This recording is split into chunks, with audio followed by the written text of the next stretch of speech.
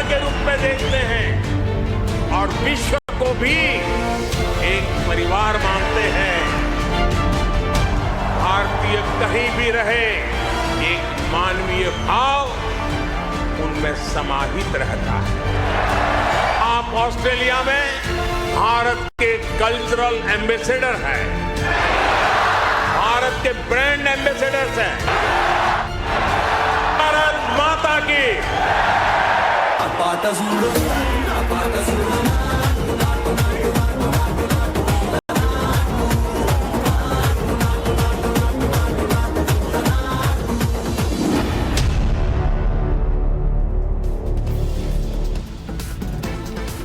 नमस्कार दर्शकों, मैं हूं नाविका कुमार और आप जुड़ रहे हैं मेरे साथ सवाल पब्लिक का शो पर। प्रधानमंत्री मोदी इज द बॉस। ये शब्द ऑस्ट्रेलिया के प्रधानमंत्री एंथनी एल्बनीज के हैं। उस ऑस्ट्रेलिया के प्रधानमंत्री के जो भारत से एरिया में लगभग 2.5 गुना बड़ा है, जो ऑस्ट्रेलिया पर कैपिटा जीडीपी के मामले में दुनिया का 9वां सबसे धनी देश है। रोडवेज, रेलवेज, वाटरवेज जैसे इंफ्रास्ट्रक्चर में जो देश भारत से बहुत बेहतर है, उस देश का प्रधानमंत्री नरेंद्र मोदी को बॉस कहता है। मैं मानती हूं कि नए दौर में कूटनीति की भाषा भी बदली है, लेकिन नरेंद्र मोदी में अगर ऑस्ट्रेलिया जैसे देश का पीएम सार्वजनिक तौर पर ऐसा विश्वास दिखाता है, तो क्या ये सिर्फ कूटनीतिक शिष्टाचार भर है? क्या ऑस्ट्रेलिया जैसा देश 2024 का भारत का रिजल्ट देख रहा है? नरेंद्र मोदी को लेकर देश विदेश के इस माहौल के बीच विपक्षी एकता के सिरे तराशने की कोशिशें हो रही हैं।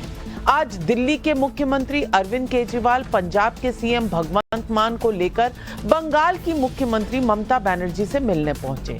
ममता से केजरीवाल को national capital civil service authority के केंद्र के अध्यादेश के खिलाफ समर्थन मिला, लेकिन कहना मुश्किल है कि ये 2024 की कथित विपक्षी एकता का एक पिलर होगा, क्योंकि कांग्रेस केजरीवाल को समर्थन भर दूर दूर दिख रही है, और जबकि बिहार के सीएम नीतीश कुमार ने भी केजरीवाल के समर्थन दिलाने की पहल की है, लेकिन कौन कितना करीब आएगा अब तक ऐसा थर्मामीटर नहीं मिल पा रहा। आज चुनाव रणनीतिकार प्रशांत किशोर का एक बयान भी सुर्खियों में है कि टी पार्टी से विपक्षी एकता नहीं होती। सवाल पब्लिक का है कि क्या मोदी के खिलाफ एकता वाले विपक्षी दावों की बुनियाद खोखली है? क्या विपक्ष को नरेंद्र मोदी की राजनीतिक पकड़ का अंदाजा नहीं, जबकि ऑस्ट्रेलिया के पीएम तक उन्हें बॉस कह रहे हैं? मोदी पर हमारी ना मानो तो एंथनी एल्बनीज से पूछो, क्या यही है 2024 का संकेत? यही है आज सवाल पब्लिक का।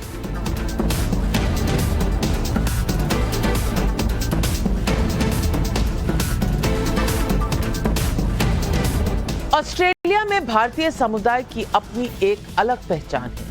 ऑस्ट्रेलिया का इंडियन डायस्पोरा बहुत स्ट्रांग है। ऐसे में सिडनी के कूडोस बैंक एरिना में जुटे भारतीयों के सामने ऑस्ट्रेलिया के प्रधानमंत्री का एक एक शब्द बहुत अहमियत रखता है। पहले सुनिए एंथनी एल्बनीज ने किस कॉन्टेक्स्ट के साथ प्रधानमंत्री मोदी को बॉस कहा। And what a joy it is to get to welcome Prime Minister Modi here with all of you. I get to speak to some pretty big crowds as Prime Minister, but I have to say that the warmth and the energy here tonight is absolutely second to none.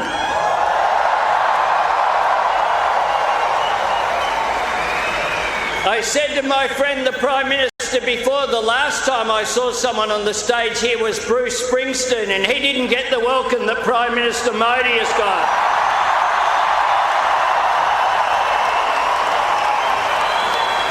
Prime Minister Modi is the boss.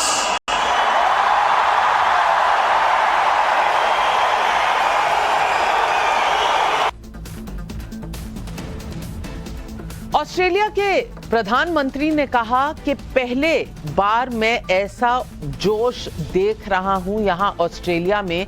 पिछली बार जब देखा था तो Bruce Springsteen, जो एक बहुत बड़े rock artist हैं अमेरिका से, बॉर्न इन द यूएसए, उनका बहुत अच्छा एक एल्बम है जो बहुत चार्ट्स पर बस्टर करता रहा, लेकिन उन्होंने कहा कि उनको भी इतना ज्यादा जोश और इतनी ज्यादा भीड़ नहीं मिली जो नरेंद्र मोदी को मिली। नरेंद्र मोदी की तारीफ में ये बात देश के किसी व्यक्ति ने कही होती तो शायद उसको गोदी नेता कह दिया होता, लेकिन कांग्रेस के प्रवक्ता ने इस पर प्रतिक्रिया देने के लिए 13 मई को आए कर्नाटक के चुनावी नतीजों का सहारा लिया।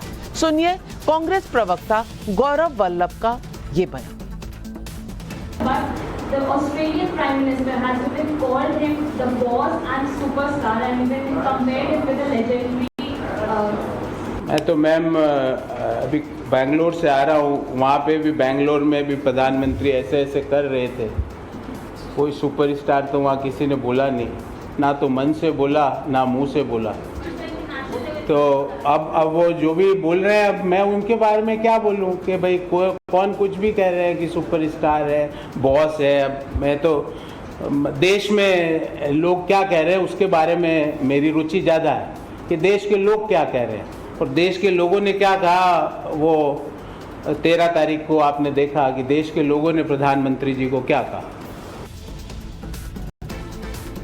13 मई का नतीजा कांग्रेस के पक्ष में था कर्नाटक में। स्वस्थ लोकतंत्र में ऐसा होता है, लेकिन क्या कांग्रेस 13 मई के पहले की कोई तारीख याद नहीं रख पा रही या याद रखना ही नहीं चाहती? वैसे 13 मई 2023 से बड़ी तारीख 2024 की मई में आनी है। इसी गुणा गणित में आज दिल्ली के मुख्यमंत्री अरविंद केजरीवाल अपने दल बल के साथ ममता बनर्जी से समर्थन मांगने पहुंच गए। दिल्ली के अधिकारियों के ट्रांसफर पोस्टिंग पर अधिकार की लड़ाई चल रही है।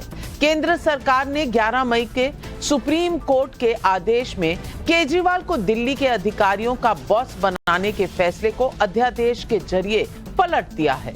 अध्यादेश के जरिए बने national capital civil service authority को दैनिक काडर के ग्रुप ए अधिकारियों के ट्रांसफर पोस्टिंग का अधिकार होगा।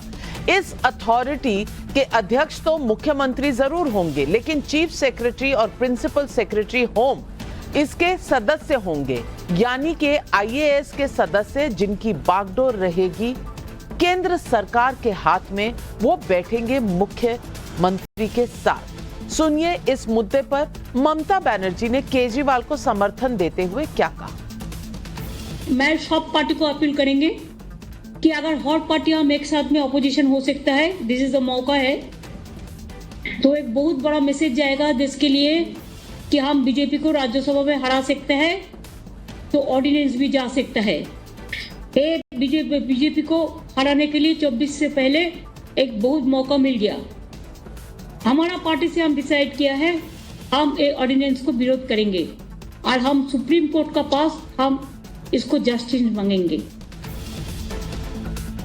ममता जी के इस बयान से साफ है कि अध्यादेश तो बहाना है, उन्हें मोदी को हराना है। अब यही बहाना सही, लोकतंत्र उन्हें इसकी कोशिश का पूरा अधिकार देता है। लेकिन जब 9 साल से प्रधानमंत्री मोदी की लोकप्रियता देश और विदेश में टॉप पर है, तब विपक्ष की साथ साथ चाय पीने की पॉलिटिक्स पर आज चुनाव रणनीतिकार प्रशांत किशोर ने क्या कहा, वो भी सुन लीजिए। के और दलों के साथ में बैठकर चाय पीने से, साथ में बैठ के प्रेस वार्ता करने से विपक्षी एकता अगर होनी होती तो आज से 10 बरस में ये काम हो गया होता। नेताओं के आपस में मिलने से विपक्षी एकता नहीं हो सकती है। तो नीतीश कुमार जो विपक्षी एकता की बात कर रहे हैं, तो कम से कम बिहार का ही फॉर्मूला जारी कर दे कि बिहार में जदयू कितना सीट लड़ेगा, कांग्रेस कितनी सीट लड़ेगी और आरजेडी और उनके अन्य जो 4 सहयोगी दल हैं जो अभी सरकार में हैं, मांझी जी कितना सीट लड़ेंगे और सीपीआई, सीपीआईएम और सीपीआईएमएल कितने सीट लड़ेंगे। सवाल पब्लिक का आज यही है कि क्या नरेंद्र मोदी को बॉस बताने का ऑस्ट्रेलिया के प्रधानमंत्री का बयान भारत के विपक्ष की पॉलिटिक्स पर भारी है? सवाल नंबर 2, क्या दुनिया भी मोदी की पॉलिटिक्स का लोहा मान चुकी है, इसलिए उन्हें जगह जगह खास सम्मान मिल रहा है? सवाल नंबर 3, क्या अंतर विरोधों से घिरे विपक्ष की चाय पार्टियों से 2024 की एकता संभव है? यही है आज सवाल पब्लिक का, और इन सवालों के जवाब देने के लिए आज हमारे साथ मौजूद है शहजाद पूनावाला, राष्ट्रीय प्रवक्ता बीजेपी से, तहसीन पूनावाला राजनीतिक विश्लेषक, स्वयं प्रकाश पुरोहित प्रवक्ता है तृणमूल कांग्रेस के, अनुराग भदौरिया प्रवक्ता है समाजवादी पार्टी के, ब्रिज मोहन श्रीवास्तव प्रवक्ता है एनसीपी के, सुशांत सरीन सामरिक मामलों के विशेषज्ञ भी हमारे साथ जुड़ रहे हैं। मेरा पहला सवाल जाता है तहसीन पूनावाला आपसे। तहसीन पूनावाला, आज अरविंद केजरीवाल, ममता बनर्जी तो साथ साथ हो गए, अब आप साथ होंगे, चाय पार्टी होगी कि नहीं होगी, और चाय पार्टी से क्या तय होगा 2024 का एजेंडा? क्या आज आप ये मान गए कि कहां बाइडेन साहब अमेरिकी राष्ट्रपति वो ऑटोग्राफ मांग रहे हैं और मोदी को लोकतंत्र का सबसे बड़ा एक सिंबल मान रहे हैं, दूसरी तरफ ऑस्ट्रेलिया के प्रधानमंत्री ने मोदी जी को द बॉस बुला दिया। अब आपको कहीं कोई संदेह है कि देश और विदेश में कौन है द बॉस? नमस्कार नाविका जी, थैंक यू, आपके शो में मुझे शिरकत करने का मौका मिला। और अगर माननीय प्रधानमंत्री देश के लिए कुछ अच्छा काम करते, देश का नाम ऊंचा करते, तो हम सबको उन पे फख्र होता है, क्योंकि हमारे प्रधानमंत्री वो हम सबके प्रतिनिधि है जब वे विदेश जाते। राजीव गांधी जी ने हमें प्राउड किया, अटल बिहारी वाजपेयी जी ने प्राउड किया, पंडित नेहरू ने प्राउड किया, इंदिरा जी ने प्राउड किया, और मनमोहन सिंह जी ने किया। ये नहीं कि पहले प्रधानमंत्री जो सिर्फ भारत को एक अलग स्तर पर ले गए। मनमोहन सिंह जी के बारे में प्रेसिडेंट ओबामा ने कहा कि वो उनके गुरु थे, दुनिया को वर्ल्ड रिसेशन से निकाला। आप मुझे दूसरा उदाहरण दे दीजिए, न्यूक्लियर डील का बिना एनएसजी के सिग्नेटरी किसी और मुल्क को मिला, 1-2-3 एग्रीमेंट मिला था। तो ये नहीं है, बट प्रधानमंत्री अच्छा काम कर रहे विदेश में, वो हम उस पर गर्व करते। लेकिन उसकी तुलना ममता जी और अरविंद केजरीवाल जी एक अलायंस बना रहे हैं, ऑपोजिशन अलायंस बना रहा है, उससे तो मोदी जी बॉस है, मुझे नहीं लगता इसमें कोई तुलना करने की कोई रीजन है, कोई वजह है। हमारी डोमेस्टिक पॉलिटिक्स है। हाँ, हमें भाजपा को हराना है। हम सोचते हैं जो विपक्ष है वो देश के लिए बेटर होगा। लोग सोचते हैं भाजपा, इस वक्त आवाम सोचती है भाजपा बेटर होगा। मोदी जी के लिए कौन प्रधानमंत्री बनेंगे, बाइडेन जी या ऑस्ट्रेलिया के प्रधानमंत्री तो तय नहीं करेंगे। और जरूर अगर मोदी जी अच्छा काम करते हैं, मैं उनको सलाम करता हूं, क्योंकि वो मेरे प्रतिनिधि भी हो गए, लेकिन वो उससे भारत में चुनाव जीतेंगे ये निश्चित नहीं है। चुनाव 2024 में देश की जनता उनको हराएगी, देश के आवाम उनको हराएगी।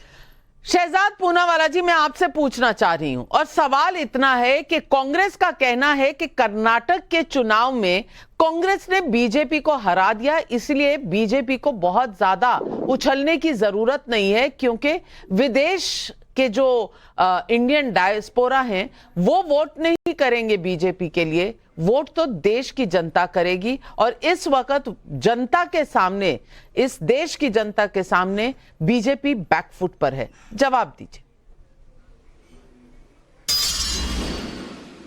देखिए, ऐसा है, जो नकारात्मकता के गर्द में फंसे हुए हैं और मोदी विरोध में आज भी धंसे हुए हैं, वो लोग आज भी नकारात्मकता से भरे हुए बातें करते हैं और भारत की उपलब्धियों को मानने से इनकार करते हैं, क्योंकि मोदी विरोध करते करते वो भारत विरोध में उतर आए हैं। मैं आपको 2-3 बातें बताना चाहता हूं। जो बाइडेन जैसे संपन्न, जो यूएस के संपन्न राष्ट्र के राष्ट्रीय अध्यक्ष है, वो ऑटोग्राफ मांगते हैं। एल्बनीजी साहब जो है वो बॉस कहते हैं, और छोटे से छोटा राज्य हो जैसे पापुआ न्यू गिनी, उसके भी राष्ट्रीय अध्यक्ष किस प्रकार का सम्मान देते हैं प्राइम मिनिस्टर जेम्स। कोई हमें हाईएस्ट सिविलियन ऑनर देता है, कोई हमारे सिविलियन ट्रेडिशंस को ऑनर करता है, कोई G7 में स्पेशल इनवाइटी बनाता है, तो कश्मीर में G20 का प्रचंड एक उत्सव होता है। और सारी चीजें जब होती है तो भारत की उपलब्धि कहलाई जाती है। परंतु आज जब भारत का बज रहा है डंका, तो ये भारत बदनामी ब्रिगेड को लगता है कि उनकी जल रही है लंका, और उसी लंका में जलते हुए किस प्रकार के वक्तव्य आते हैं। मैं तहसीन से पूछना चाहता हूं, हम भी प्राउड है मनमोहन सिंह के, हम भी प्राउड है सारे प्रधानमंत्रियों के, इसीलिए प्रधानमंत्री जी ने सभी के योगदान को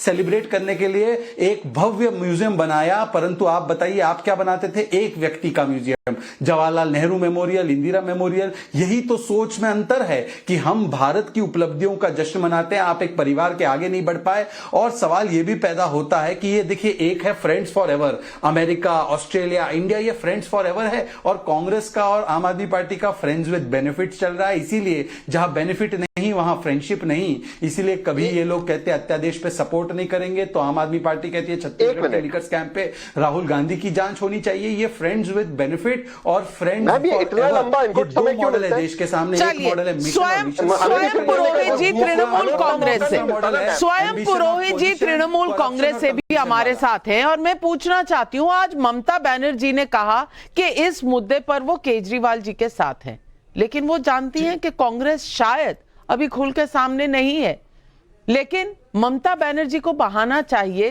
कि किसी ना किसी तरीके से 2024 से पहले राज्यसभा में ही सही एक बार मोदी को हराना है।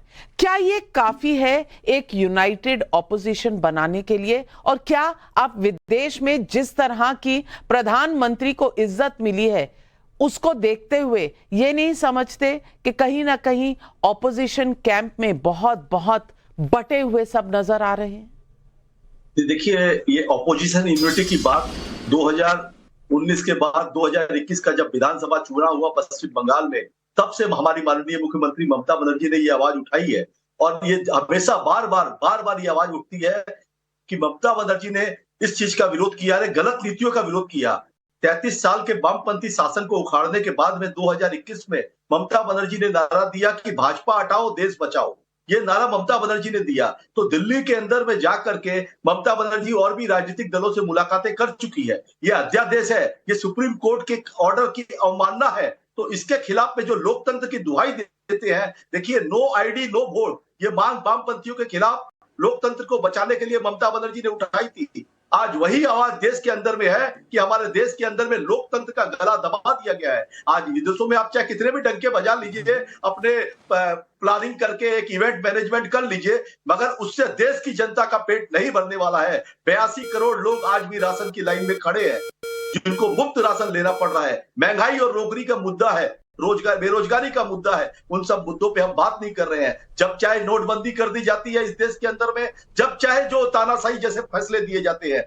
सुप्रीम कोर्ट ने ऑर्डर दिया। स्वयं पुरोहित जी लोकतंत्र के ही तो मुद्दे पर, लोकतंत्र के मुद्दे पर Joe Biden, Australian prime minister Anthony's Albanese उनकी सपोर्ट कर रहे हैं, और आप कह रहे हैं कि यहाँ देश में लोकतंत्र नहीं है। सुशांत सरीन, मैं आपसे सवाल पूछना चाहती हूँ, क्योंकि आप किसी भी पॉलिटिकल पार्टी से कोई ताल्लुक नहीं रखते, आप एक विशेषज्ञ हैं। मैं आपसे पूछना चाहती हूँ कि आज अगर विपक्ष कहता है कि लोकतंत्र की हत्या हो रही है, डिक्टेटरशिप लागू हो गई है, तो क्या जो बाहर के देश हमें लोकतंत्र का चैंपियन मान रहे हैं, मोदी जी को इस तरह के नाम से बुला रहे हैं, उन्हें कुछ नहीं नजर आ रहा और वो मोदी जी को बस ऐसे ही यूं ही सलाम ठोक रहे हैं?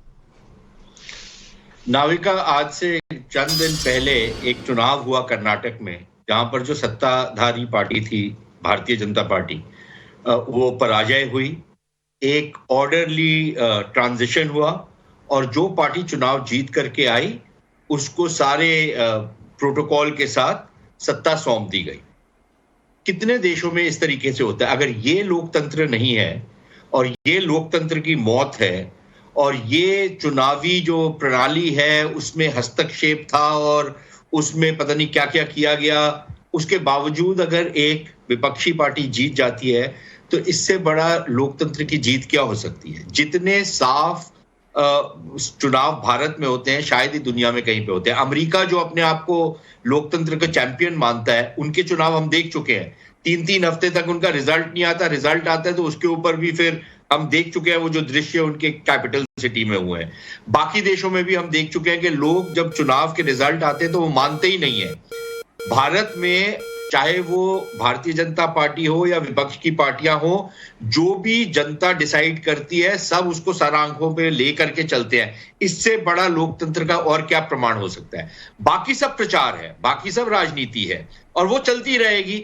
सब एक दूसरे को बोलते हैं। अब बहुत सारे भाजपा के लोग जो है तृणमूल कांग्रेस के ऊपर ये आरोप लगाएंगे कि वहां पर लोकतंत्र की हत्या हो रही है। पश्चिम बंगाल में जिस तरीके से विपक्ष को घेरा जाता है, उनको मारा जाता है, उनका कत्लेआम हो रहा है। आप तमिलनाडु में यही आरोप लगा सकते हैं सरकारों के ऊपर, और भाजपा के ऊपर भी ये आरोप लगते हैं। तो ये आरोप प्रत्यारोप की राजनीति अपनी जगह है, लेकिन दुनिया ये जानती है कि इतना बड़ा देश 100 करोड़ से ज्यादा का देश एक लोकतांत्रिक तरीके से चल रहा है। वहां पर सरकारें आती हैं, जाती हैं, एक ऑर्डरली ट्रांजिशन होती है। अभी हम पड़ोस में देख ले पाकिस्तान, जिसको जो बहुत सारे ये जो so called George Soros linked संस्थाएं हैं, जिन्होंने बहुत ऊंचा उठा करके दिखाया है कि वहां पर बड़ी डेमोक्रेसी आ रही है, वहां का जो मीडिया है वो भी ज्यादा फ्री है भारत से। अब वहां पर मेरे को बताइए, भारत में कितने मीडिया के कर्मी जो हैं उनको डिसअपियर कर दिया गया है और वो उनकी कोर्ट में भी पेशी नहीं होती। कितने लोगों को नौकरियों से निकलवा दिया गया है, कितने चैनल बंद करवा दिए गए। मुझे लगता है पाकिस्तान से भारत की तुलना करना शायद सही है ही नहीं, क्योंकि पाकिस्तान में कभी किसी प्रधानमंत्री को बॉस किसी ने नहीं कहा था। लेकिन अनुराग भदौरिया, ये बार बार कहना कि लोकतंत्र मर रहा है, जीवित नहीं है। सुशांत सरीन ने आपको बता दिया कि अभी बस कुछ ही दिन पहले आपने देखा कि 10 दिन पहले बिल्कुल स्मूथ ट्रांजिशन हुआ है। बीजेपी, आप कहते हैं हर इंस्टीट्यूशन को कोऑप्ट कर लेती है, लेकिन बीजेपी हारी, कांग्रेस जीती और उनके मुख्यमंत्री बने हैं, उनकी सरकार बनी है। और आपको क्या एविडेंस चाहिए कि लोकतंत्र जिंदा है? और जब बाहर के देशों में इसी लोकतंत्र का डंका बज रहा है, तो विपक्ष के पेट में दर्द क्यों है?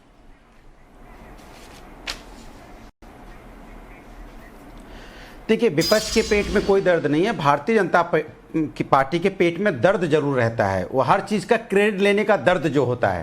भाई हिंदुस्तान है, ये हिंदुस्तान का प्रधानमंत्री, देश का, वर्ल्ड का सबसे बड़ा प्रधानमंत्री होता है। भाई हिंदुस्तान के प्रधानमंत्री का सम्मान होना चाहिए। इसके पहले भी हिंदुस्तान के प्रधानमंत्री रहे हैं, बाहर गए हैं, तो उनका सम्मान हुआ है। भारतीय जनता पार्टी के तो प्रधानमंत्री है नहीं, प्रधानमंत्री जी तो सभी के हैं। अगर उनका सम्मान होता है मैंने राष्ट्र का सम्मान होता है, लेकिन बीजेपी अपने ऊपर लेना चाहती है कि बीजेपी का सम्मान हो गया। कमाल की बात करते हो भाई। अरे देश है, देश में अगर साउथ में चले जाइए, आप तेलंगाना में चले जाइए, हैदराबाद चले जाइए, आप तमिलनाडु चले जाइए, बिहार चले जाइए और कर्नाटक में भी चले जाइए, आप अगर छत्तीसगढ़ भी जाएंगे, राजस्थान भी जाएंगे, तो वहां तो भारतीय जनता पार्टी की सरकार नहीं है। वो भी हिंदुस्तान है, वो भी आगे बढ़ रहा है, वहां भी लोग आगे बढ़ रहे हैं, वहां भी आर्थिक लोगों की उन्नति हो रही है। तो माने पूरे हिंदुस्तान की, जहां बीजेपी की है, जहां बीजेपी की नहीं है, तो इसके मतलब पूरा राष्ट्र आगे बढ़ता है। जब पूरा राष्ट्र आगे बढ़ता है तो उसमें विपक्ष जो सरकारें होती हैं उनका भी योगदान होता है, सत्ता पक्ष का भी है। तो लेकिन ये अपना योगदान क्यों बताते हैं, दिक्कत ये है। दूसरी बात, आपसे पूछा जाता है कि आप बताइए कि देश के अंदर में आज की हालत क्या है। भाई जैसे आपने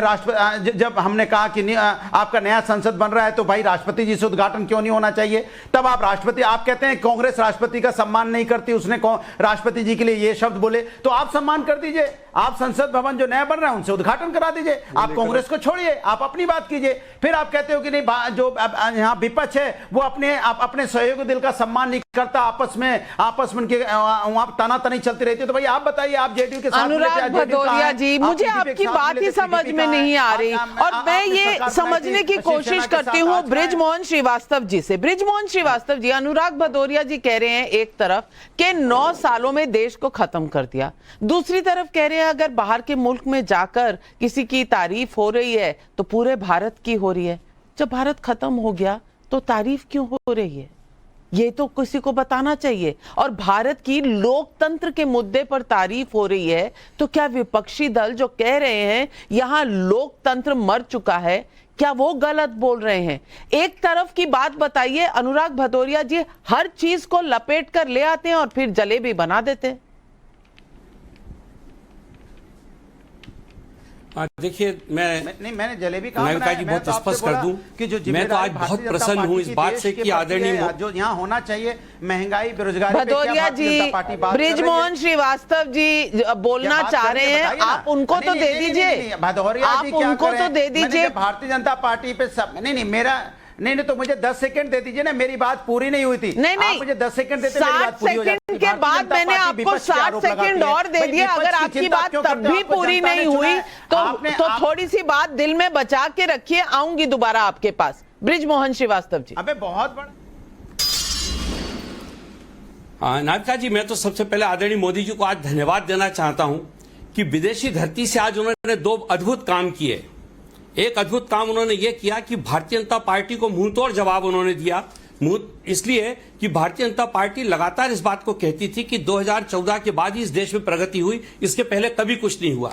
आज मोदी जी ने जिस प्रकार से 1 नंबर, 2 नंबर, 3 नंबर बताए देश के, वो सारे इसलिए हो पाए कि उसके पहले की सरकारों ने बहुत बेहतर तरीके से काम किया था। मैं सोचता हूं भारतीय जनता पार्टी के लोगों को इस पर चिंतन करना चाहिए। दूसरा, मैं धन्यवाद आदरणीय मोदी जी को देना चाहता हूं मेरी पार्टी की ओर से। उन्होंने कहा कि विश्व में इस समय सबसे ज्यादा दुग्ध उत्पादन में भारत नंबर 1 है। मैं याद दिलाना चाहता हूं, हमारे आदरणीय शरद पवार जी जब कृषि मंत्री बने थे 2005 में, उन्होंने कहा था कि मेरी पूरी कोशिश ये है कि 2020 के बाद भारत विश्व में नंबर 1 का दुग्ध उत्पादन में हो। आज मोदी जी ने उस बात को भी कह दिया।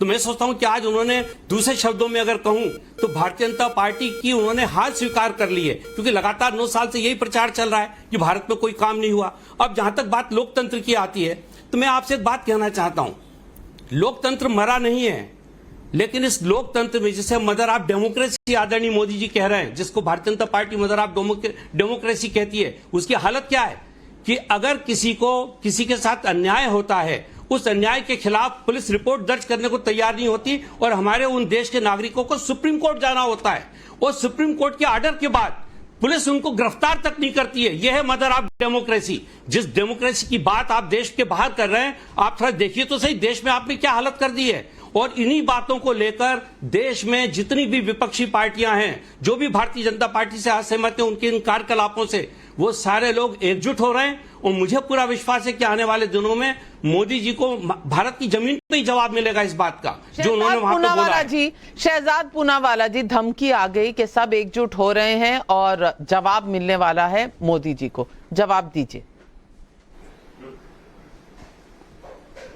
नहीं, ये एकजुटता का जो गुब्बारा उड़ा रहे हैं, इनसे पूछे पहले तो कि एसपी क्या है इनके यूपीए अलायंस में। एक तो बैठे हैं, उनसे पूछ लीजिए। अच्छा, गजब की बात यह है कि जो कह रहे थे देश बनाने में हमारा योगदान है, प्रधानमंत्री जी ने तो इस बात को माना है, इसलिए तो सारे प्रधानमंत्रियों का म्यूजियम बना। पर जिनको देश की जनता ने एक नाली नाला साफ करने के लायक, अर्थात एक नगर निगम जीतने का और वहां पर चलाने का काम नहीं दिया है जनता ने, तो उनसे कहिए कि आपको वो लोग क्यों नहीं समझते लायक देश चलाने के या देश का कोई भी हिस्सा चलाने के। पर वो बात नहीं है। आज देखिए कितना मुझे अच्छा लग रहा है कि द्रौपदी मुर्मू जी के सम्मान में समाजवादी पार्टी मैदान में। अरे ये वही पार्टी है जिसको कहा गया था शिवपाल यादव जी द्वारा कि मुलायम सिंह यादव जी को आईएसआई का एजेंट बुलाने वाले यशवंत सिन्हा को नहीं, द्रौपदी जी को समर्थन दीजिए, तो इन्होंने मना कर दिया था। आज द्रौपदी जी की बात कर रहे हैं। और वो नया पार्लियामेंट जो है, मुझे बताइए कि अगर संवैधानिक तौर पर प्रधानमंत्री मनमोहन सिंह जाकर त्रिपुरा, मणिपुर की असेंबली का अनावरण करे, वो तो चमत्कार। और प्रधानमंत्री नरेंद्र मोदी जी को स्पीकर आमंत्रित करे कि आप अनावरण कीजिए क्योंकि आप लेजिस्लेचर के प्रतिबिंब है,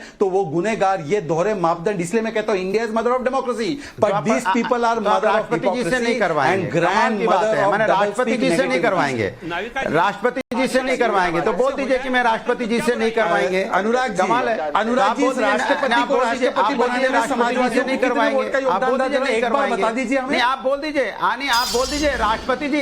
अरे कोई मैंने आपसे पूछना चाहता हूं, देश के राष्ट्रपति है, मेरे भी राष्ट्रपति, आपके भी बोल दीजिए कि राष्ट्रपति द्रौपदी मुर्मू को वोट देना नहीं, आप ये फैसला लेना ऐतिहासिक गलती की है। एक बार बोल दीजिए करवाने के लिए आपसे दिक्कत क्या है? आप सवाल भी तो सुन लीजिए। आपके पास जवाब नहीं है तो किसने वोट किया? किसने? आप बताइए। देश की राष्ट्रपति है, मैं डंके की चोट पे कह रहा हूं, मेरे देश की राष्ट्रपति है। राष्ट्रपति चुनाव में जिनका साथ नहीं दिया उनको आज बस प्रधानमंत्री नरेंद्र मोदी जी के साथ लड़वाना है, प्रधानमंत्री को नीचे दिखाना है, तो आज कुछ भी कर लेंगे।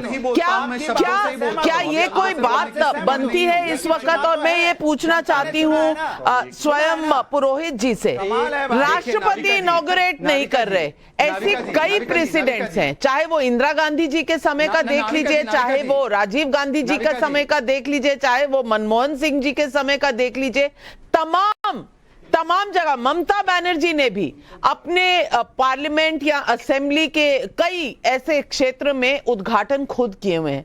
तो सवाल लोग पूछेंगे कि तब गवर्नर को क्यों नहीं बुला लिया था, कब राष्ट्रपति को क्यों नहीं बुला लिया था? आज ये बिना बात के एक मुद्दा खड़ा करना, क्या यही है विपक्षी एकता का एक सिंपल फॉर्मूला? नहीं देना चाहते जी। देखिए, ये बहुत ही दुर्भाग्यजनक विषय है कि महिला, एक आदिवासी महिला जिनके नाम पर इन्होंने महिला बोल के, राष्ट्रपति वो कांग्रेस का या भारतीय जनता पार्टी का या तृणमूल कांग्रेस का नहीं होता है, वो पूरे देश का राष्ट्रपति होता है। हमने उनको चुनाव में समर्थन दिया या नहीं दिया वो भी मायने नहीं रखता है। आज की डेट में वो राष्ट्रपति है।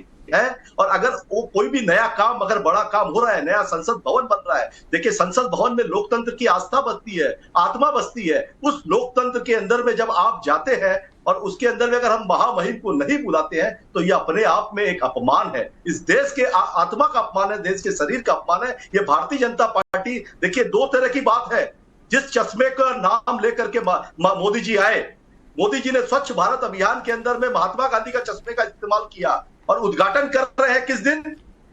जिस दिन वीर दामोदर सावरकर जी का जन्मदिन है। तो ऐसा काम करने का क्यों मौका दे रहे हैं? देश के अंदर में तो 15 अगस्त से पवित्र दिन कोई नहीं है।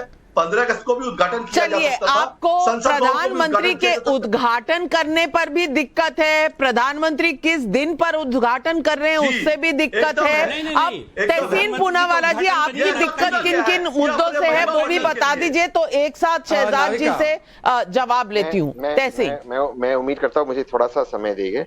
बात ये नहीं कि माननीय प्रधानमंत्री पार्लियामेंट का उद्घाटन करते कीजिए, अगर स्पीकर ने उनको निमंत्रित किया तो बिल्कुल उनका हक है, कीजिए। हम सब उनको बधाई देते हैं, आप जितने भी विपक्ष के लोग हैं। पार्लियामेंट में क्या हम विपक्ष को बोलने की आजादी मिलेगी? किस तरह से आपने फार्म लॉस पास किया वॉइस वोट पर? जयराम रमेश और कांग्रेस के विपक्ष के नेता डिवीजन ऑफ वोट मांग रहे थे, जो फंडामेंटल राइट था, नहीं दिया। 700 लोग शहीद हुए। कौन है उसके लिए जिम्मेदार? कितने वोट आज बिल्स कैसे पास होते? सिर्फ दिन के अंदर पास होते, आवाज के अंदर। आपने जो सुप्रीम कोर्ट का जजमेंट था उसको ओवरटर्न कर दिया। मैं शहजाद से एक सवाल पूछता हूं, अपनी बात समाप्त करता हूं। मैं बिल्कुल मानता हूं कि हमारा देश एक लोकतांत्रिक मुल्क है। शहजाद, आप मुझे दूसरा एक उदाहरण बता दीजिए। पॉस्को में कोई व्यक्ति चार्जशीटेड है, पॉस्को के अंदर 164 में लड़कियों के स्टेटमेंट हो गए। ये वो लड़की है जिन्होंने भारत के लिए मेडल्स लाए, उसमें से एक माइनर है, 164 में स्टेटमेंट हो गए। हम लोग, हमारी एनजीओ गई थी सुप्रीम कोर्ट कपिल सिब्बल जी के साथ, एफआईआर हो गया, स्टेटमेंट हो गया, 164 पॉस्को में एफआईआर रजिस्टर हो गया। देश में दूसरा उदाहरण दीजिए कि वो व्यक्ति अरेस्ट नहीं हुआ। दूसरा उदाहरण दे दीजिए। मैं अपनी बात बंद करता हूं। और एक चीज, मैं वापस आपका सम्मान करता हूं। ऑस्ट्रेलिया में आपने, भारत के लिए आपने नाविका, अब जवाब दे रहे हैं शहजाद पूनावाला, और मैं श्रीवास्तव जी आपके पास आ रही हूँ शहजाद के जवाब पूछना है। अब देखिए नाविका जी, मुझे भी एक प्रश्न पूछना है। नाविका जी, नाविका में जवाब दे सकता हूं। अच्छा, शहजाद पूनावाला जी, उनका प्रश्न भी पार्लियामेंट से लेकर है, तो मैं बृजमोहन जी का भी प्रश्न सुन लीजिए। जी बृजमोहन, नाविका, ऐसे तो लंबी फहरिस्त लग जाएगी और मेरा जवाब ही नहीं होगा। नहीं होगा, अभी समय है। प्लीज राष्ट्रपति एक महिला आदिवासी हैं, कर रहा हूँ, उनके हाथ से उद्घाटन कराने पर इनको एतराज है क्या? चलिए, आप इसका भी जवाब दे दीजिए जो बृजमोहन श्रीवास्तव जी ने पूछा। रिपीट कर रहे हैं। जी हाँ, अच्छा, पहले तो नाविका जी मैं आपसे हार्दिक रूप से माफी मांगता हूं, क्योंकि पार्टी में कुछ और भी काम है, तो उसकी वजह से थोड़ा सा मैं डिस्ट्रैक्टेड हूं, पर मेरा पूरा फोकस डिबेट पे, और 2-3 बिंदु मुझे जवाब देने दीजिए। देखिए, पहले तो मैं पूछना चाहता हूं जो तृणमूल कांग्रेस ने कहा, और प्लीज थोड़ा ध्यान से सुन लीजिएगा।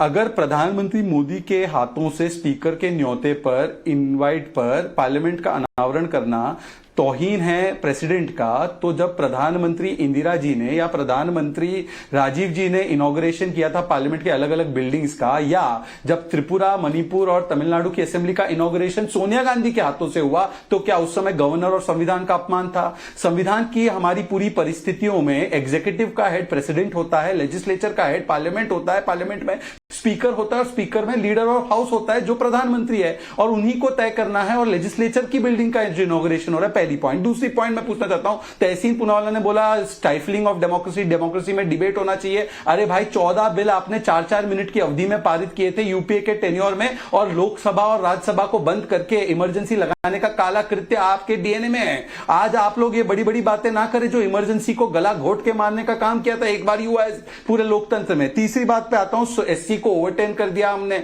ऑर्डिनेंस को। तो भाई तहसीन पूनावाला, आप तो कांग्रेसियों के बड़े करीब है, बोलो ना आम आदमी पार्टी को सपोर्ट कर ले इस विषय पे। सुप्रीम कोर्ट के फैसले का ओवरटर्निंग नहीं, उसके कॉन्सोनेंस में ये ऑर्डिनेंस निकाला गया है। Please don't interrupt Tahseen. SC के फैसले के कॉन्सोनेंस में इसको निकाला गया है। कृपया करके पैरा 95, 239 AA 3B की व्याख्या पढ़िए, जिसमें कि खुद सुप्रीम कोर्ट कहता है कि अगर यूनियन इस विषय में, स्टेट लिस्ट के कोई भी विषय में 3 एक्सक्लूडेड विषयों के अलावा अगर कोई लॉ बनाता है तो लेजिस्लेचर का दिल्ली के पावर उस हद तक कर्व होंगे और एलजी को वो पावर मिलेगा। और 239A की व्याख्या को अपहोल्ड किया है सुप्रीम कोर्ट ने, तो ये सुप्रीम कोर्ट के फैसले का बड़ा सम्मान है। उल्टा इस अथॉरिटी का हेड तो हमने बिल्कुल सुप्रीम कोर्ट के ऑर्डर में ये लिखा हुआ है कि अगर जो है केंद्र सरकार चाहती है कि ये जो राइट्स हैं ये ना रहे दिल्ली की सरकार के पास, तो वो लेजिस्लेटिव कोई भी सोल्यूशन ढूंढ सकती है, जो ढूंढा गया। लेकिन मेरा सवाल ये है, और एक बार मैं ये सवाल सुशांत सरीन जी से पूछना चाहती हूँ। सुशांत सरीन जी, आपने इस देश में कई सरकारों को आते हुए और जाते हुए भी देखा है, और आपने सही कहा कि जिस तरह से लोकतंत्र में एक सरकार आती है और ग्रेसफुली दूसरी सरकार चली जाती है, यह भी इस देश ने कई सालों से देखा है। इसमें कुछ एक दौर ऐसा था जब इमरजेंसी थी, जब ये ऐसा नहीं हुआ, और कुछ दौर में तो 356 का किस तरह से इस्तेमाल हुआ वो भी दुनिया ने देखा। लेकिन आज जब विपक्ष घूम कर ये कहने की कोशिश कर रहा है, उन्हें अगर एकजुट होना है तो ये उनका हक है, लेकिन घूम कर ये कहना कि भारत के प्रधानमंत्री और भारत में बीजेपी सरकार ने किसी तरीके से लोकतंत्र पर कोई आंच लाई है, क्या ये सही इल्जाम है आज की सरकार पर? नहीं नाविका, मैं नहीं मानता कि लोकतंत्र के ऊपर कोई आंच आई है। हाँ, लोगों के जो राजनीतिक इंटरेस्ट हैं वो जरूर इफेक्ट हुए होंगे, लेकिन वो एक राजनीतिक प्रक्रिया है। लेकिन कोई प्रमाण देना कि किस तरीके से लोकतंत्र जो है वो आहत हुआ है। अब तहसीन अब अपनी तरफ से जो बात कर रहे हैं जी, फार्म लॉज आपने इतनी जल्दी पेश कर दिए और आपने ऐसे पेश कर दिए, ये कोई नई बात तो नहीं थी। ये कई दशकों से कई बारी इस तरीके से कानून पास हुए हैं, तो देयर वाज नथिंग, कोई नई कोई नॉवेल्टी वाली चीज नहीं हुई। आप कर भी सकते थे, लेकिन सरकार ने ये माना कि इन विषयों के ऊपर इतनी बहस हो चुकी है कि अब इस पे बहुत और ज्यादा बहस करने की जरूरत है। वो ठीक था गलत था वो एक अलग बात है, और वो बहस अब बेमानी हो गई है क्योंकि वो कानून भी विड्रॉ हो गया। लेकिन ये कह देना, और वो भी एक ऐसी सरकार ने कानून विड्रॉ किया जब उन्होंने देखा कि अगर ये एक सेक्शन को, और मेरे को नहीं लगता कि सारे किसान उसके खिलाफ थे, लेकिन एक पर्टिकुलर सेक्शन राजनीति से प्रभावित होकर उसका विरोध कर रहा था, और फिर सरकार ने बेहतर समझा, और ये भी एक लोकतंत्र की प्रक्रिया है कि आपने वो कानून वापस ले लिए। मैं उस पर रजामंद नहीं हूं, लेकिन ये सरकार ने अपनी समझ से ये सोचा कि हम ये कानून वापस ले रहे हैं। अब इससे ज्यादा और लोकतंत्र क्या हो सकता है? आप तमाम चीजों पे देख लीजिए, और अगर देखिए नाविका, कोई प्रमाण होगा ना जिससे आप लोकतंत्र को मेजर करती हैं। अब अगर मैं अमेरिका का लोकतंत्र देखूं, उसमें मैं 500 ऐसी खामियां निकाल सकता हूं कि वो, और मैं ये कह सकता हूं कि ये तो लोकतंत्र है ही नहीं। चुनाव से लेकर चुनाव को किस तरीके से प्रभावित किया जाता है, वहां पर मीडिया को, वो वाला मीडिया जो हमको ये कहता है कि हमारा मीडिया फ्री नहीं है, ये सरकार के नीचे लगा हुआ है। ये वॉशिंगटन पोस्ट और न्यूयॉर्क टाइम्स को देखिए कैसे ये दुमछल्ले बने होते हैं सरकारों के, और इनसे अब हमारे को नसीहत लेनी पड़ेगी। बीबीसी से हमारे को नसीहत लेनी पड़ेगी, जो अपनी सरकार से इंस्ट्रक्शंस ले लेके अपनी खबरें छापते हैं। तो ये अगर उनकी खामियां निकालनी शुरू करें, 500 खामियां हम भी निकाल सकते हैं।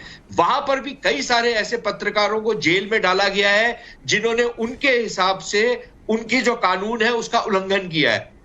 तो ये हर एक जगह पे होता है, कहीं पर भी परफेक्शन नहीं है, कहीं हर जगह बिल्कुल आपने सही कहा कि परफेक्शन कहीं पर भी नहीं है। मुद्दे पहले भी थे, मुद्दे अब भी रहेंगे, और scope for improvement, work in progress चलता रहेगा। लेकिन अपने ही देश को, अपने ही प्रधानमंत्री को नीचा दिखाना, ये कहां से विपक्ष का एक स्टैंडर्ड ऑपरेटिंग प्रोसीजर बन गया है?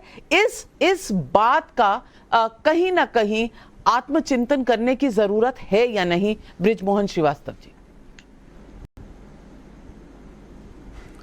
देखिए नाविका जी, देश के प्रधानमंत्री जब देश के बाहर होते हैं, उस समय अगर देश की उपलब्धियों की वो बात करते हैं तो पूरे भारत को इससे प्रसन्नता होती है, और विदेश में जो भारतीय बसे हुए हैं उनको भी अच्छा लगता है।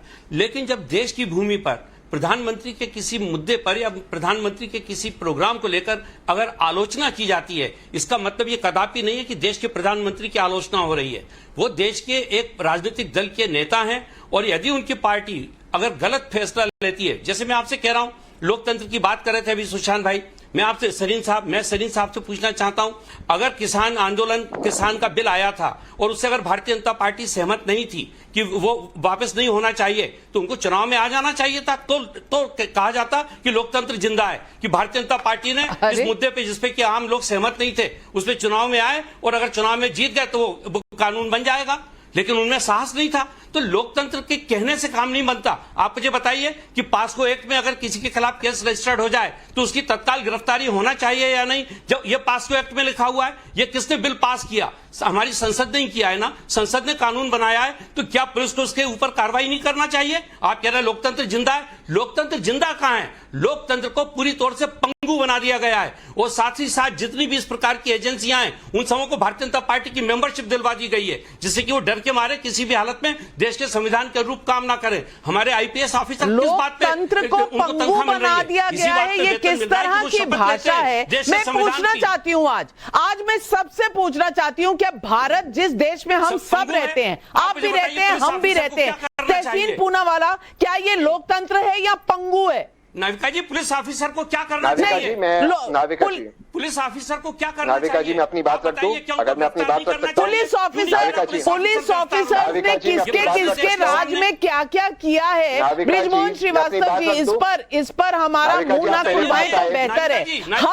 हर विपक्षी दल जो यहाँ बैठा है उसने अपने समय में इस तरह के काम किए हैं, कोई भी पाक साफ नहीं है। तहसीन, लोकतंत्र जिंदा है कि लोकतंत्र पंगु बन चुका है? हाँ या ना?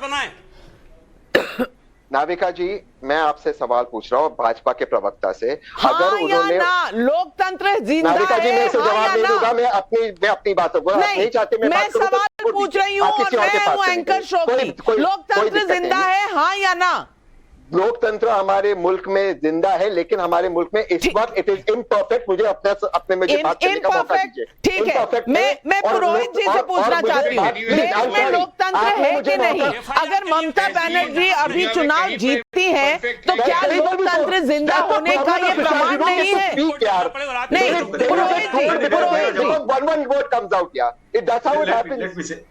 नविका जी, देखिए आपका सवाल जो है कि लोकतंत्र जिंदा है कि नहीं है, देखिए लोकतंत्र की जिस राज्य के अंदर में चुनाव होते हैं, अभी कर्नाटक में हमने देखा, देश के गृह मंत्री जाकर के बयान देते हैं कि अगर यहाँ कांग्रेस की सरकार आ जाएगी तो यहाँ पे दंगे फैलेंगे। आप कैसे कह सकते हैं कि लोकतंत्र जिंदा है? देखिए, तो जनता ने इनको उखाड़ के फेंक दिया वहां से। तो लोकतंत्र जिंदा था ना?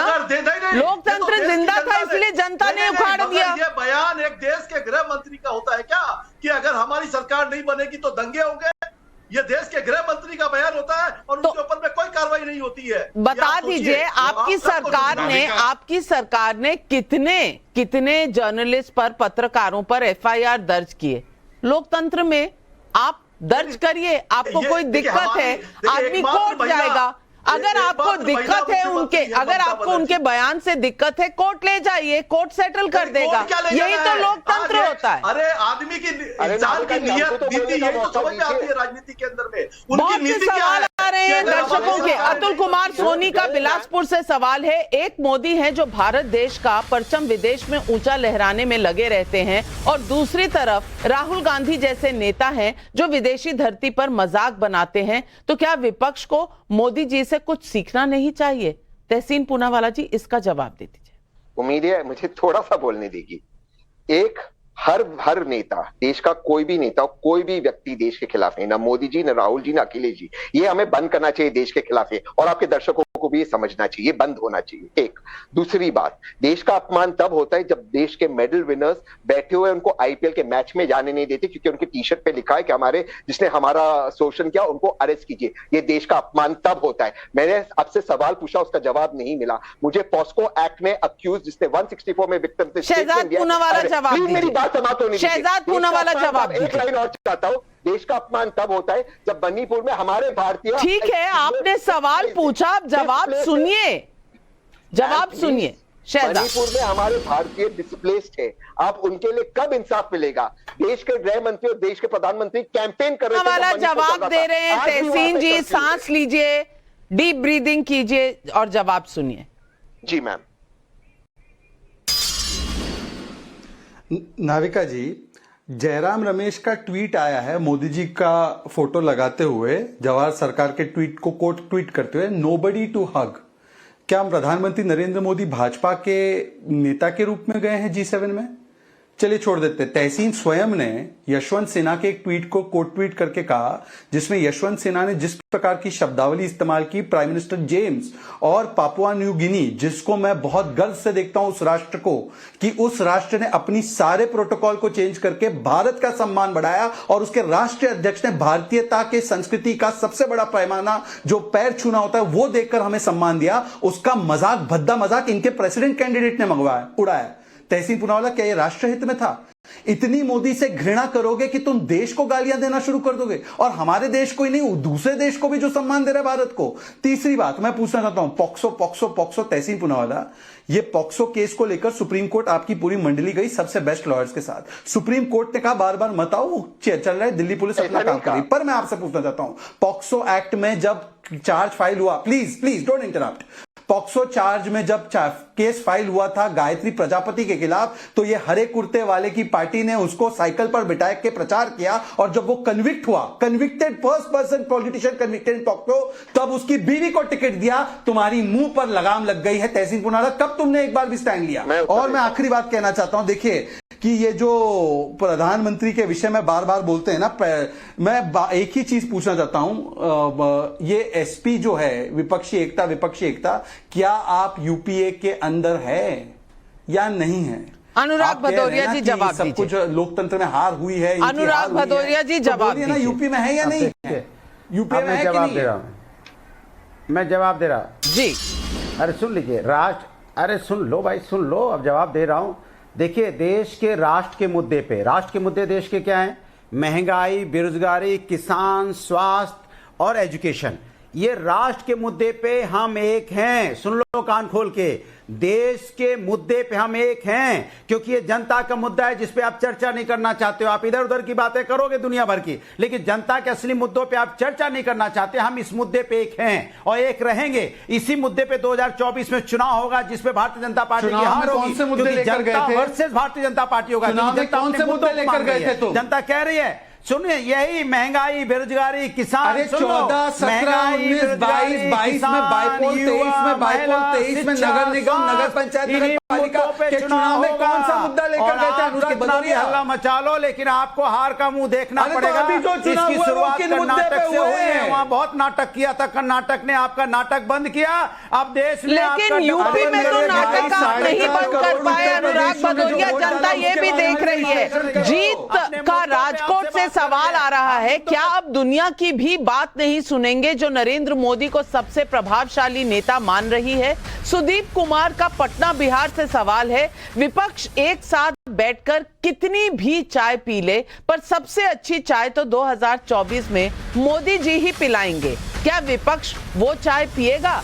संजय मिश्रा का भदोही से सवाल है, क्षेत्रीय दल अपने अपने प्रदेश में दूसरे दलों के अस्तित्व को स्वीकार करने को तो तैयार नहीं, ऐसे में विपक्षी एकता की बात जनता कैसे स्वीकार करेगी? गाजियाबाद से सतीश चंद्र का सवाल है, एक राज्य में जीत के बाद कांग्रेस ऐसा व्यवहार क्यों कर रही है जैसे 2024 का पूरा चुनाव ही जीत लिया है? इंदौर से अंजनी कुमार शर्मा का सवाल है, विश्व के सारे नेता मोदी जी के साथ साथ भारत की उपलब्धियों का सम्मान कर रहे हैं, क्या विपक्ष को यह बात समझ में नहीं आ रही? और सुधीर आर्य का गाजियाबाद से ही सवाल है, मेरा प्रश्न सभी विरोधी प्रवक्ताओं से है, क्या अंध विरोध करना ही विपक्ष का एक धर्म है? क्या कभी कुछ अच्छा नहीं हुआ 9 साल में? ये सवाल पब्लिक पूछ रही है। पुरोहित जी, मैं आपसे सवालों के जवाब मांगती हूँ। जी देखिए, अच्छा हुआ, देखिए गलत चीज का विरोध होता है देश के अंदर में। जो आप विपक्षी एकता की बात कर रही है, विरोध मोदी जी का नहीं है। मोदी जी तो प्रचारक है, मोदी जी को तो इन्होंने देश का प्रचार मंत्री बना रखा है। प्रधानमंत्री वो विदेशों में जाते हैं तब प्रधानमंत्री के रूप में रहते हैं। देश में तो अभी ये कॉर्पोरेशन के चुनाव तक में प्रचार करने चले जाएंगे। देश के गृह मंत्री और देश के जो प्रधानमंत्री है, इनको प्रचार से फुर्सत कहाँ है? कॉर्पोरेशन में लोगों की सेवा नहीं होनी चाहिए क्या? नहीं नहीं होनी चाहिए। कॉर्पोरेशन के चुनाव में जनता नहीं आती है क्या? दुर्भाग्य। तो कर्नाटक के अंदर में देखिए, लोकल नेता आपके क्या करेंगे? आपके पास नेता नहीं है, आपने एक नेता बनाया है, वो पूरे देश के अंदर में आपका प्रचार कर रहा है। चुनाव हारते हैं तो नड्डा जी को सामने ले आते हैं और जीतते हैं। आपके पास ममता जी के अलावा कौन से दूसरा नेता है? आप वो भी दिखा दीजिएगा। 2024 में दुनिया इंतजार कर रही है, देश इंतजार कर रहा है, लेकिन शहजाद पूनावाला जी, मेरे पास बस 30 सेकंड का वक्त है। मोदी हटाओ, देश बचाओ। देखिए, यही तो होते हैं भारतीय जनता पार्टी के सेवक या सोल्जर, जो कि चुनाव को लोकतंत्र का ऐसा पर्व मानते हैं कि छोटा हो या बड़ा चुनाव हो, हमने काम किया है और उसका लेखा जोखा देने के लिए हम जनता के पास जाते हैं। परंतु मैं इनसे पूछना चाहता हूं कि बताइए मुझे कि आज जब नहीं एक सेकेंड, आज मुझे एक बात बताइए, जब कांग्रेस पार्टी जो आज इतना चीख कर बोल रही है पार्लियामेंट बिल्डिंग पर, उन्होंने जब दुष्ट मानसिकता का कहा था राष्ट्रपति जी को, राष्ट्रपत्नी कहा था अधीर रंजन चौधरी ने, तो क्या यह सम्मान था राष्ट्रपति का? टीएमसी के नेता है, अधीर रंजन चौधरी ने राष्ट्रपत्नी कहा था। अब बताइए क्या स्टैंड है आपका कांग्रेस का ऐसे वक्तव्य पे? बिल्कुल, मेरे पास सवाल के जवाब खत्म हो गए और ये मुद्दा पहले भी उठा है और 2000 के नोट की बहुत चर्चा हो रही है। अरे भाई, मैंने एक कॉल इन शो किया था, देश की जनता कह रही है कभी देखो ही नहीं 2000 का नोट, तो हमें तो फर्क पड़ता नहीं, राजनीतिक दलों को फर्क पड़ता है और अमीर आदमी को फर्क पड़ता है। लेकिन ये मुद्दे बनाए जा रहे हैं विपक्ष द्वारा। बेशक भारत का सम्मान है, तभी नरेंद्र मोदी का सम्मान है, लेकिन जब उन्हें विदेशी धरती पर ऐसे हाथों हाथ लिया जा रहा है, तब विपक्ष इस लार्जर पिक्चर को देखने से इनकार क्यों कर रहा है कि मोदी ने बीते 9 वर्षों में भारत का सम्मान दिलाने में कोई कसर नहीं छोड़ी। ऐसे में मोदी को चुनौती देने का विपक्ष का काम और मुश्किल हो जाता है। लेकिन विपक्ष आमतौर पर जनता के मुद्दे उठाने की बजाय अपने राजनीतिक समीकरणों को साधने में जुटा हुआ है। ये रणनीति 2019 में पिटी है, इसे विपक्ष को समझना चाहिए और 2024 के लिए एक नया फॉर्मूला, एक नया आइडिया लेकर आना चाहिए। नहीं तो क्या होगा, ये तो जनता तय करेगी। आज सवाल पब्लिक का शो पर बस इतना ही, लेती हूं आपसे इजाजत। नमस्कार। बस